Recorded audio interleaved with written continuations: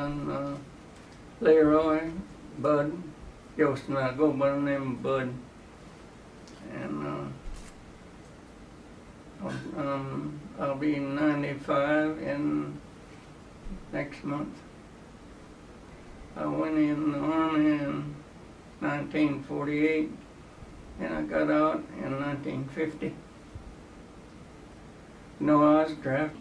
Well, I was sent over there to Japan. We had to go in on occupation in Japan. And of course we had some advanced training over there, and also a lot of guard duty. Well, actually I was stationed just 15 miles from Nagasaki, what was left of it. There wasn't anything left. And also, I was stationed on the southern tip of Japan. That's where the Japanese Royal Navy had their base. They had a big ammunition dump there, and that's where the ships would come in, go out, you know. And the older people had resentment about you. You know, you could see it. Of course, younger people, they was, you know, they probably didn't have full understanding of the war. They were more flexible, you know, to be around. So they sure did. They sure did have. We had very good Army camps over there. We trained on the same territory where they trained their men. We used their barracks, same barracks they used, which was still boarded shut when we got there. And they had, the barracks would hold approximately, let's see, they would, in other words, full barracks, I guess, would hold around 100 people. Well, it was, actually it was training like for combat, you know. I was in a line company, you know, with infantry line company, and I was mostly trained on a machine gun, and which was a powerful weapon. And of course we had different, you know, out there in the field we had different things to train. You know, we had to go through all the training that you do, for combat. But anyhow,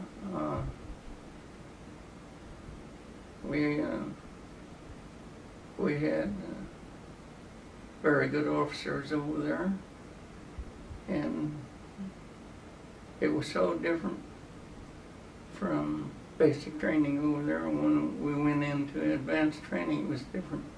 You know, you feel like you had more freedom. You know, it wasn't as strict. Well, I guess toward last year, just first class private. So I didn't really care to advance in that a whole lot, you know, because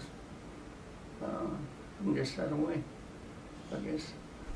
I'm going to add to this on the way over there. The third day we left San Francisco, that we hit a storm, and it seemed like it lasted forever. And there were sick people on it, homesick and sick. Yeah, seasick. On the way over there, I was in MP duty, so you see to it that special act at nights and nobody's smoking down there, you know, in a bed. And I really had three choices of going over there. I either could take kitchen or chow hall, whatever we call. And we was in a Liberty ship. That's one stacker, and they had another big bunch of them chipping paint, getting ready to, I guess, to repaint it later on.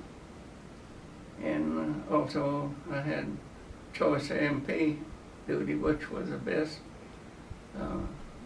because you didn't have to be on duty a whole lot, you know. It was so many hours off, so many hours on you. How long did it take to get over there? Yes. Yeah, approximately 2 weeks. Well, yes, this it was mostly in a real early spring, or you know, or late winter. Well, it was in what you call it wasn't it was like a separation center. I mean, with separation when you leave, you know, when you get out. I was there about approximately 3 weeks, and that was long enough. Yeah. Well, it was my full time while I was in there. You know, like I say, it was about a year and a half or something. No, I never did do any combat. I got in there. I'm telling you, some of them boys wasn't the same person when they come out of that, when they got loose, you know, and all. Just wasn't the same, you know. They had, they would repeat it day after day on their mind, you know. And I've had two brothers who had been in combat, but one of them was in the Air Force, and the other one was in the Army. Well, actually, I was out then. You know, I missed the Korean War. Barely missed it. So they sent the draftees home before the Korean War hit, and I didn't make it back to the Korean War. Some of them went in there. Oh yes, oh yes, oh yeah. It takes millions and millions of people to run a war. You know, people's got to have clothes. You got to have all equipment. You know, your ammunition, all your like trucks and really everything. You know, you got to have doctors, you got to have nurses, you got to have this and that. It takes a lot of people to be in a war, and so in a war, it must be real bad, you know. Of course, I had a brother-in-law that landed on D-Day, you know. And he was in the 101st Airborne. He's a paratrooper. He never did talk about it. I couldn't get him to talk. Actually, I went back to my old job at Cook County Electric because I'd worked there. I worked there from 1945, late 1945 to 1989, which was 43 years. And line foreman kept pestering me to come back when I got out. A week after I got out, he didn't really want to be back out there, you know. So I enjoyed the job, you know, that we had a nice, good bunch of people to work with. I was equipment operator.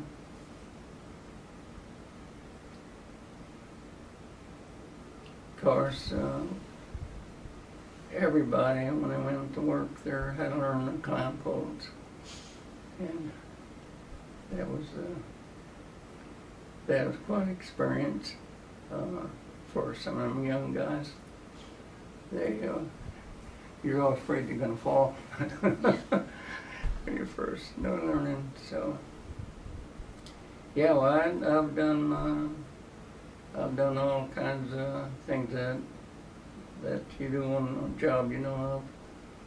I went out troubleshooting a lot with, you know, at nights and stuff. When it was pouring down raining or freezing weather or what, we had to go. So everybody had to have electricity, mostly those dairy farmers and them big dairies, you know, they'd be out. But I really I enjoyed working out there, and I am now enjoying life, you know, the best I can, and I'm very fortunate that I can, you know, still drives to a certain point, and also I have fairly good health, and which I guess someone is taking care of me up above.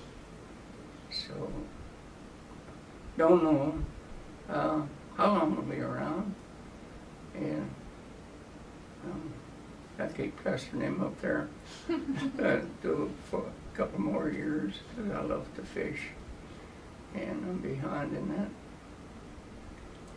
But all in all, this lifestyle is pretty good. I have a nice home, had a good family, plenty to eat. So, what more could you want? I lost my wife in 8 years ago. The same year I lost one of my brothers.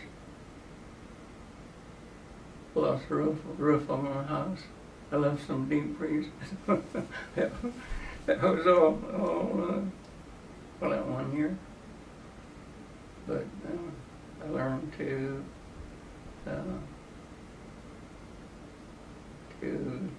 live by myself about half the time. So the wife was extra. She was an extraordinary person. She was seamstress. She made a lot of quilts, and she was an immaculate housekeeper and very good cook. But she was full-blooded German. Yeah, she pretty well hold her own. But I do miss her, you know. I guess that's normal. But you learn to adapt to a different kind of life, you know. So we had wonderful family of 6, 7 boys and 2 girls. I guess I was blessed that way. Well, I was called first in 1943, a first draft, but actually during this time, between 1940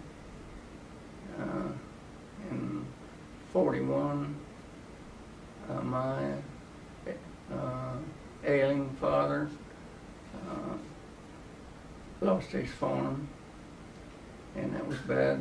It was right, still Depression time, and of course I was the only supporter of the family of my sister and my mother and dad, of course myself, and so actually I got a dispensation at the time, and of course my dad, you know, couldn't work. Actually, I imagine took him about 3 years to die after we moved to town, after he lost that farm. And them was bad times. So I was forced to stay here and support my family. And my dream was to get in the Air Force, but that didn't happen. Of course, on that second draft that I went in, and that second draft must have been around 25, somewhere in there. I was born on a farm here in Muenster in 1924, June the 23rd. Yeah, I spent my whole life in here. I worked in Arizona a while, also, between that time. We were sent over there, a small group of us, to help start a co-op over there. So I was over there for approximately 5 months. This was around Fort Apache Reservation. It was, you know, in the vicinity of, but I learned a lot over there because we built them mountains. Yeah, so yeah, I was kind of glad to get back home. I'm only one left, you know. We had, yeah, all the rest of the family is gone. Somebody had to be last, I guess, you know. So, yeah, we had a close-knit family. My brothers always got along real good. Sisters. Well, I had 6 brothers, or 7 brothers, and 2 sisters. Lost one of my brothers in 1927 when he was 9 years old, and at the time I was 3 years old. So after that, you know, we all had a pretty full life, you know, it was. Of course, my immediate family, you know, yeah, there was just 5 of us, and oldest one is a pharmacist, and youngest one is electrical engineer, and the middle one had 6 boys. You know what he called them? That's my secretary. Yeah, so anyhow, our immediate family is wonderful. Wonderful people, so I guess I'm lucky. None of them smoke, drink, or cuss. I've never heard of any kind of bad word out of any of them. They're on my case when I use them. Yes, like in our family, there's 9, and with my family was immediate family is 5, So, yeah, as we grew up on a farm, we didn't have no money. It was all pretty bad, but we really had a close-knit family, and always had plenty to eat. And roof over our heads, they call that the good old days.